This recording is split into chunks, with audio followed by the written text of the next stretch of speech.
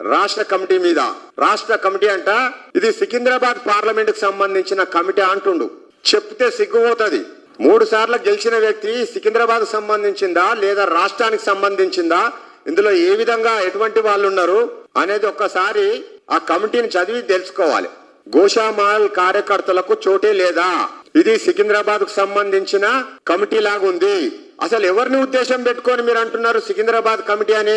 గోషామాల్ లా మీకంట ఉత్తమమైన నాయకుడు లేకుండా మీకు ఇచ్చిన మా ఎమ్మెల్యే టికెట్ ప్లానింగ్ మొత్తం మా కిషన్ రెడ్డి గారి నేను అనుకుంటున్నాను. అందుకోసం మా కిషన్ రెడ్డి గారికి అడ్రస్ చేసి చెప్తున్నాను, రామచంద్రరావు గారికి ఫ్రీ హ్యాండ్ ఇవ్వండి, నేను వాళ్ళకి కరెక్ట్ చేయండి, మీరు తప్పు చేస్తున్నారు. నేను ఎప్పుడైనా నేను అదే మాట అన్నాను. 3వసారి ఎమ్మెల్యే గెలిచినాం మా బీజేపీ కార్యకర్తలు వల్లనే. వాళ్ళు ఏది అనుకుంటే అదే మీటింగ్ లో పెట్టేది, పాస్ చేసేది, దానిపైన వాళ్ళు పనిచేసేది.